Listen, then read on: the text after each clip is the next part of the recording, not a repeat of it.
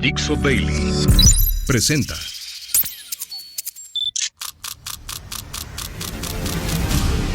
La Vuelta al Mundo en unos minutos.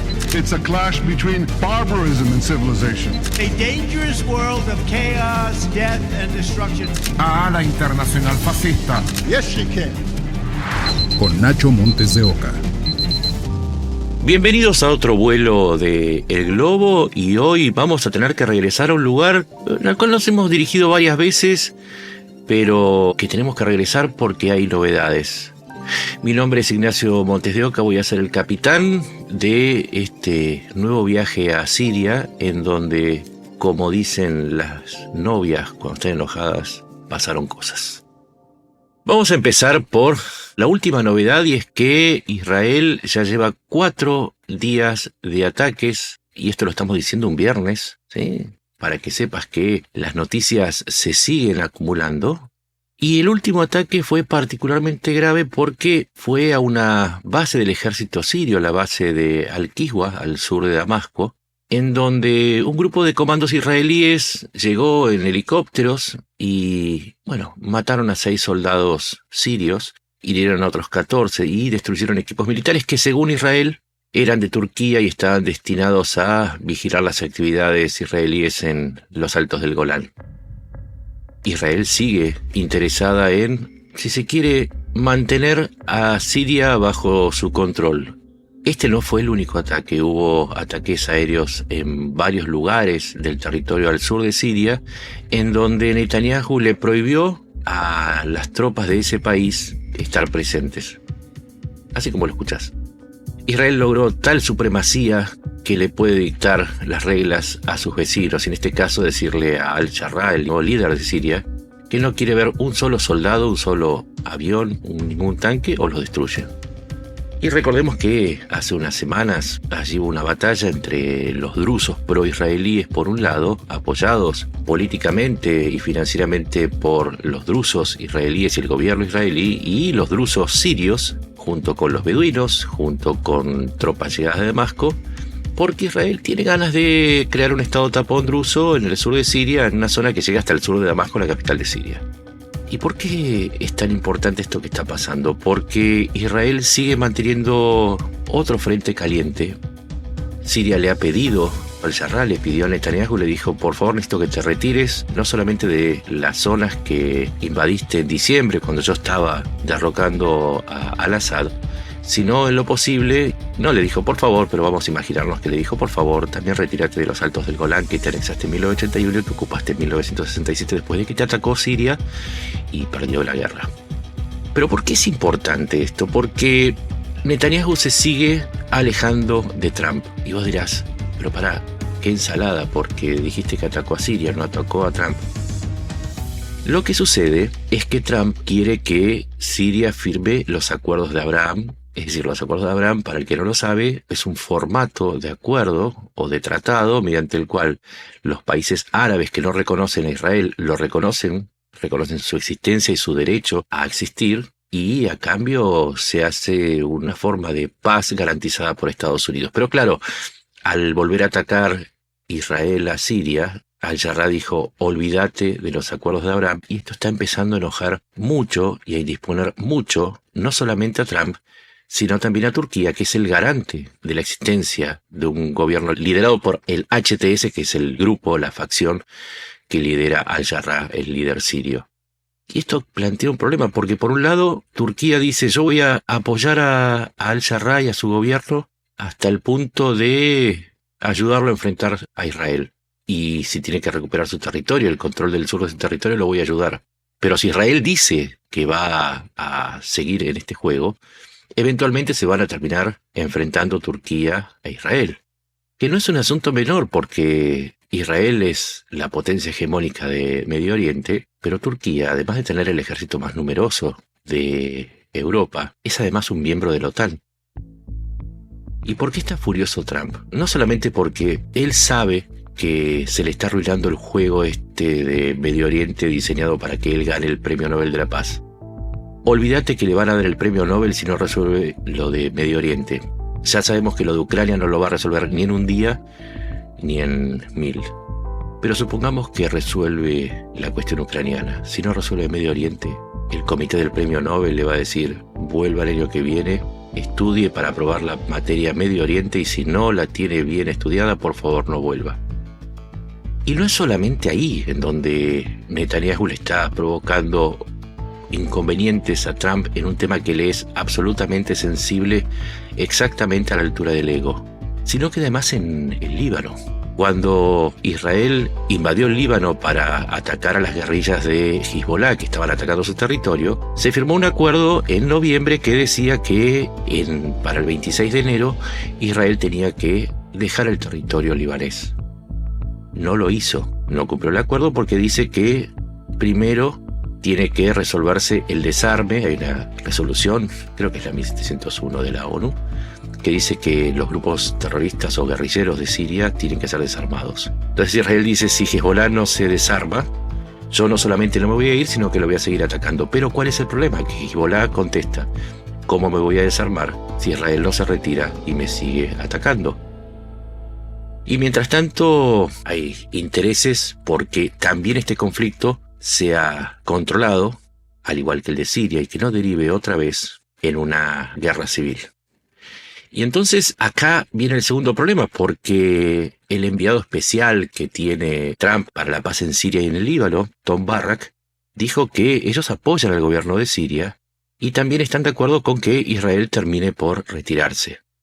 Con lo cual le están diciendo a Israel: no te vamos a retar, pero intenta no generar más problemas. Problemas que también empiezan a generarse porque, claro, Netanyahu está haciendo estos movimientos porque, y hay que explicarlo, no es porque de pronto le haya agarrado un ataque de belicismo por algún tipo de virus verde oliva, sino porque él está dentro de una coalición, su partido Likud, que depende para los votos en el Knesset, en el Parlamento israelí, y para formar gobierno, está aliado con radicales nacionalistas israelíes como Ben-Gvir y Smotrich, que a la vez son ministros en su gobierno. Y esos son los que impulsan la idea del Gran Israel y la expansión de las fronteras israelíes a expensas de sus vecinos. Pero ¿por qué hace esto Netanyahu? No solamente para quedarse en el poder, sino porque si deja el poder, él tiene algunos problemitas con la justicia por algunas cuestiones de corrupción que están siendo juzgadas, y si se va del gobierno sabe que va a ser juzgado. Entonces tiene que hacerle caso a los sectores nacionalistas que son, no digo belicistas, son salvajemente militaristas. Y entonces Netanyahu está atrapado porque, claro, él decía que Trump es el mejor amigo que ha tenido Israel siempre, y Trump le está diciendo no solamente que se frene en Siria y en el Líbano, sino además le pidió que cambie el método para la ofensiva en Gaza. Es más, Netanyahu dijo: no hay hambre en Gaza, y Trump dijo: hay hambre en Gaza. Entonces empieza a haber un cortocircuito y te das cuenta que empezamos a hablar de Siria, pasamos por el Líbano, llegamos a Gaza. Y también en Gaza hay un cortocircuito creciente entre Trump y Netanyahu. ¿Por qué? Porque Netanyahu dijo: yo no me voy a ir de Gaza, yo me voy a quedar y ocupar militarmente la franja. Ya Trump un poco le advirtió que no estaba de acuerdo con ese juego cuando en su cara, en el Salón Oval, jugó con la idea de agregar la zona de la franja al patrimonio territorial estadounidense para crear una serie de resorts y hoteles y casinos de lujo. Estaba desafiando la presencia de Israel, claramente. También le pidió que preste un poco de atención, y esas son palabras textuales, porque está perdiendo la campaña de las relaciones públicas. ¿Qué significa esto? Que Trump le está diciendo: la imagen de Israel se está derrumbando porque el 90% de Gaza, el 90% de las edificaciones de Gaza están destruidas, porque no hay electricidad, no hay agua, no hay nada. Y dice la Convención de Ginebra que la potencia ocupante tiene que hacerse cargo de los ciudadanos de las zonas ocupadas. Y en última instancia, legalmente, es responsabilidad de Netanyahu, si persiste la ocupación, asegurar que los gazatíes estén bien, y los gazatíes no están bien. Podemos, si quieren, discutir desde la propaganda de un otro lado, pero la realidad es que hay más de 50.000 muertos en Gaza, que son muchos más que los de Hamás. Hay muchos civiles muertos. Está destruida, sí, el 7 de octubre, pero el método elegido es el principal responsable del nivel de destrucción. Y esto es lo que le está diciendo Trump. Ya ni siquiera en mi país estoy logrando el apoyo para Israel. Una encuesta reciente publicada en el portal político indica que solamente el 30% de los estadounidenses apoyan la idea de seguir suministrándole apoyo a los israelíes en su campaña en Gaza. Y por primera vez, el apoyo a la postura israelí y la postura palestina, por primera vez en la historia, están empatados. Y esto afecta a Trump. Pero además, y vamos para ir cerrando, para no hacerla demasiado larga, Trump tiene, además de ser muy amigo de Netanyahu, de hecho, ¿se acuerda que Netanyahu lo apoyó en su campaña y fue a visitarlo después para felicitarlo por la victoria? Trump tiene otros amigos que están interesados en que alguien frene a Netanyahu. No a Israel, porque no es lo mismo decir Israel que Netanyahu, que alguien frene las políticas de Netanyahu.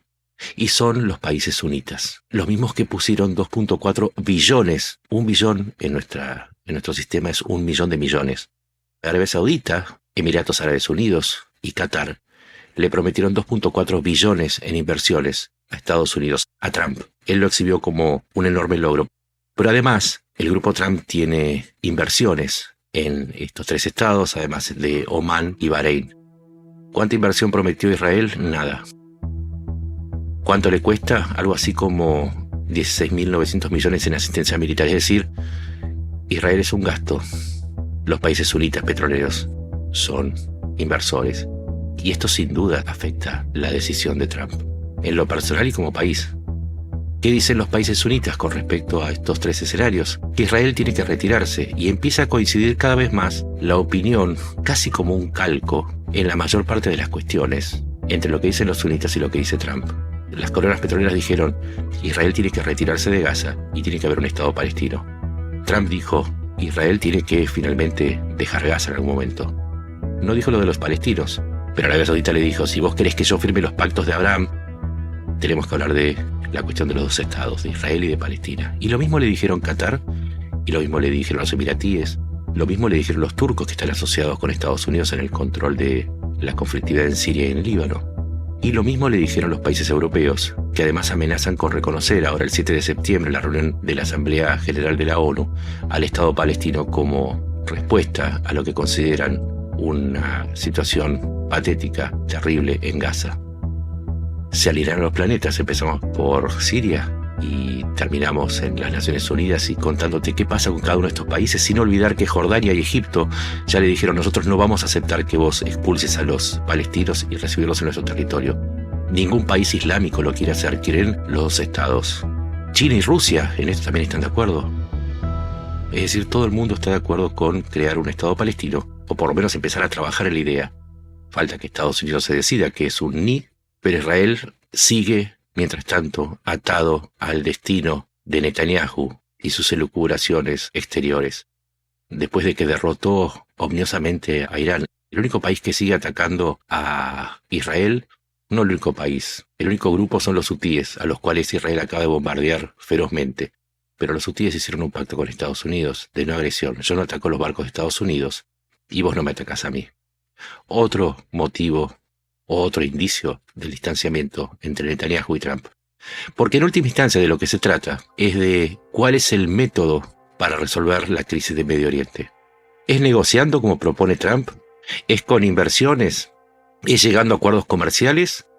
¿O es mediante la hegemonía militar? Israel depende para seguir adelante en esta política porque la guerra está siendo ruinosa para Israel. Su PBI tenía que crecer un 2,8 el año pasado, creció un 1,5, después de retroceder un 9,7 en 2023. Se perdieron 60.000 empresas por la movilización. 300.000 movilizados al inicio de la guerra, 60.000 ahora nuevos en agosto. Y se está endeudando Israel. Y cerramos ahora con el último dato. El domingo hubo una manifestación masiva en contra de Netanyahu. Te dije, Israel no es Netanyahu. Netanyahu no es Israel. 1 millón de israelíes, un 10% de la población se volcó a las calles de todo el país para pedir la salida de Netanyahu. ¿Por qué?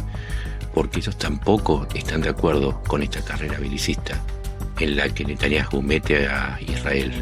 Porque Israel no necesariamente está de acuerdo en su totalidad o en su mayoría con este rumbo. Y ahí coinciden con Trump, que quiere su premio Nobel de la Paz, y con los europeos, que quieren frenar la situación en Gaza, y también con los sunitas, y también con los turcos, con los jordanos, y con los egipcios, y con los chinos, y con los rusos, y quizás con vos y el que está al lado tuyo. Este es el panorama de Medio Oriente. Israel, al mando de Netanyahu, está llegando a un punto en el que Israel, no ya bajo el mando de Netanyahu, quizás deba revisar si los objetivos tienen que ver con represaliar el 7 de octubre o con proteger el futuro político de un líder que no pudo evitarlo. Mi nombre es Ignacio Montes de Oca, me puedes encontrar en X como @NachoMDEO, en Blue Sky como Nacho Montes de Oca, y vamos a seguir analizando cada foco de conflicto en el mundo porque nos interesa, porque es apasionante y porque en definitiva es el cuarto de al lado de donde vos estás. Y siempre acordate, lo que sucede en el cuarto de al lado finalmente va a llegar al tuyo. Nos encontramos en la próxima. Muchas gracias. Una producción de Dixo.